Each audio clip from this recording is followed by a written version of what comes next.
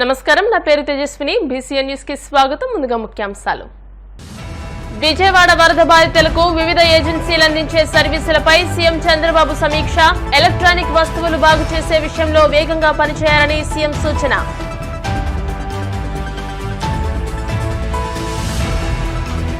చిత్తూరు జిల్లాలో ఘోర రోడ్డు ప్రమాదం, 8 మంది మృతి, 4 పరిస్థితి విషమం.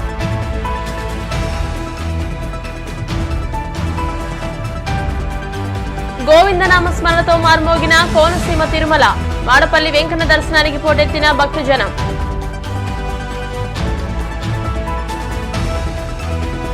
బంగాళాఖాతంలో అల్పపీడనం. రానున్న 24 గంటల్లో ఉత్తర కోస్తాలో పలుచోట్ల, రాయలసీమ, దక్షిణ కోస్తాలో మోస్తరు వర్షాలు కురిసే అవకాశం. విజయవాడ కలెక్టర్ కార్యాలయంలో సీఎం చంద్రబాబు వరద బాధితులకు వివిధ ఏజెన్సీలు అందించే సర్వీసులపై సమీక్ష చేశారు.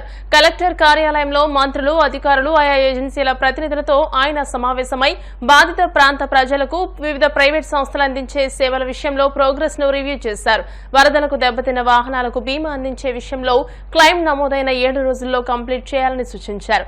దెబ్బతిన్న ఎలక్ట్రానిక్ వస్తువులకు రిపేర్ చేయించే విషయంలో, కస్టమర్లను చేరుకునే విషయంలో ఆయా కంపెనీలు అలసత్వం ప్రదర్శిస్తున్నాయని సీఎం అసంతృప్తి వ్యక్తం చేశారు.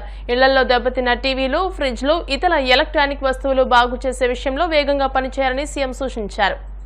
చిత్తూరు జిల్లాలో ఘోర రోడ్డు ప్రమాదం చోటు చేసుకుంది. 2 లారీలను బస్సు ఢీకొట్టింది. ఈ ప్రమాదంలో 8 మంది మృతి చెందారు. మరో 30 మంది తీవ్రంగా గాయపడ్డారు. బస్సు తిరుపతి నుంచి బెంగళూరుకు వెళ్తుండగా మొగిలి ఘాట్ వద్ద ఈ ప్రమాదం జరిగింది. గాయపడిన వారిని పలమనేరు ప్రభుత్వ ఆసుపత్రికి తరలించి చికిత్స అందిస్తున్నారు.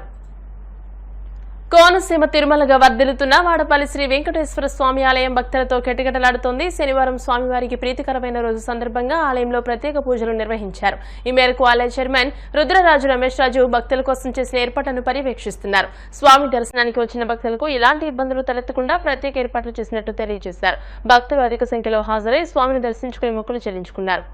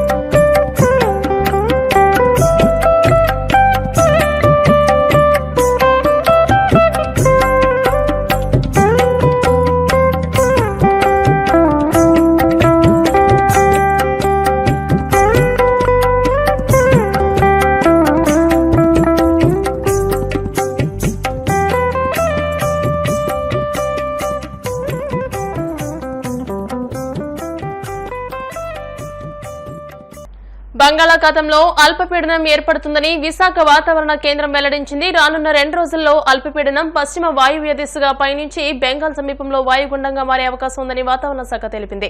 దీంతో ఏపీలో పలుచోట్ల మోస్తరు వర్షాలు కురుస్తాయని అధికారులు వెల్లడించారు. ఇక తాజాగా వాయుగుండం ప్రభావంతో రానున్న 24 గంటల్లో ఉత్తర కోస్తాలో పలుచోట్ల, రాయలసీమ, దక్షిణ కోస్తాలో మోస్తరు వర్షాలు కురిసే అవకాశం ఉంది.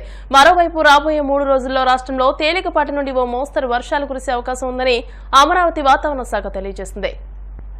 గత ప్రభుత్వ పాపాలు రైతుల పాలిట శాపాలు కారాదని కిసాన్ మోర్చా రాష్ట్ర ఉపాధ్యక్షులు తోట గంగరాజు పేర్కొన్నారు. భారతీయ జనతా కిసాన్ మోర్చా పశ్చిమ గోదావరి జిల్లా శాఖ ఆధ్వర్యంలో జిల్లా కలెక్టర్ చదలవాడ నాగరానికి రైతుల రుణాలు 4 వాయిదాలలో రీషెడ్యూల్ చేసి ఇన్పుట్ సబ్సిడీ, క్రాప్ ఇన్సూరెన్స్లు ఇవ్వాలని కోరుతూ వినతిపత్రం అందజేశారు. ఈ సందర్భంగా రాష్ట్ర కిసాన్ మోర్చా ఉపాధ్యక్షులు తోట గంగరాజు మాట్లాడుతూ ఒక పక్క పంట మురుగు కాలువలు తవ్వని కారణంగా, మరోపక్క గుర్రపుడెక్క, కిక్కిస, తూడు తొలగించని కారణంగా వర్షాలకు పంట మునిగి తీవ్ర నష్టం జరిగిందన్నారు. మరోపక్క వరి నాట్లు కూడా వేయకుండా మునకలకు భయపడి రైతు వ్యవసాయానికి దూరమయ్యే పరిస్థితి కూడా జిల్లాలో ఉందన్నారు.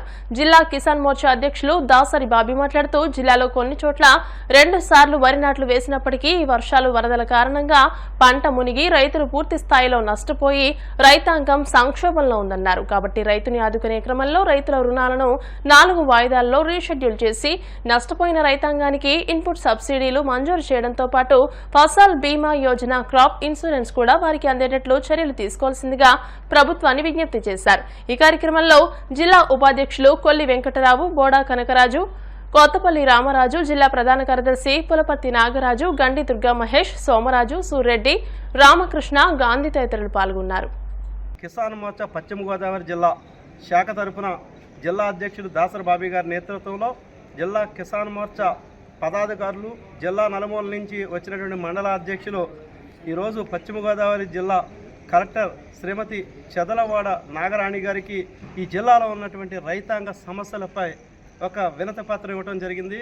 ఈ యొక్క వర్షాలు, వరదల కారణంగా ఈ జిల్లాలో ఉన్నటువంటి రైతాంగం ఏదైతే ఉందో రైతాంగం పూర్తిగా సంక్షోభానికి వెళ్ళి ఈ యొక్క పంట మునిగి వాళ్ళ పరిస్థితి అగమ్య గోచరంగా ఉన్నటువంటి పరిస్థితి నేపథ్యంలో ఈ యొక్క రైతాంగాన్ని ఆదుకోవాలని ఈ యొక్క ఎన్డీఏ కూటమి ప్రభుత్వం ఈరోజు ఇన్పుట్ సబ్సిడీ మరియు క్రాప్ ఇన్సూరెన్స్ను రైతులందరికీ వర్తింప చేయాలని, అదేవిధంగా రుణాలను గతంలో తీసుకున్నటువంటి రుణాలను రీషెడ్యూల్ చేసి వాటిని 4 వాయిదాల్లో భవిష్యత్తులో కట్టుకునే విధంగా వెసులుబాటు కల్పించాలని కలెక్టర్ గారిని, మరియు అదేవిధంగా భీమవరంలో ఉన్నటువంటి కేంద్ర మంత్రివర్యులు శ్రీ భూపతిరాజు శ్రీనివాసవర్మ గారి దృష్టికి కూడా ఈ సమస్యను తీసుకువెళ్ళడం జరిగింది.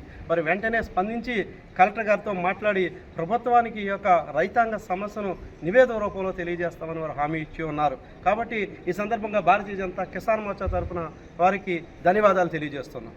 ఈరోజు కిసాన్ మోర్చా జిల్లా పార్టీ సభ్యులు, అలాగే స్టేట్ ఉపాధ్యక్షుడు గంగరాజు గారు అందరం కలిసి కలెక్టర్ ఆఫీస్కి వచ్చి రైతుల యొక్క సమస్యల్ని మంత్రి గారి ద్వారా పరిష్కరించమని వినతిపత్రం ఇవ్వడం జరిగింది. దానికి కిసాన్ మోర్చా జిల్లా నలుమూల నుంచి మా సభ్యులంతా వచ్చి ఇచ్చినందుకు వారికి ధన్యవాదాలు తెలియజేస్తున్నాం.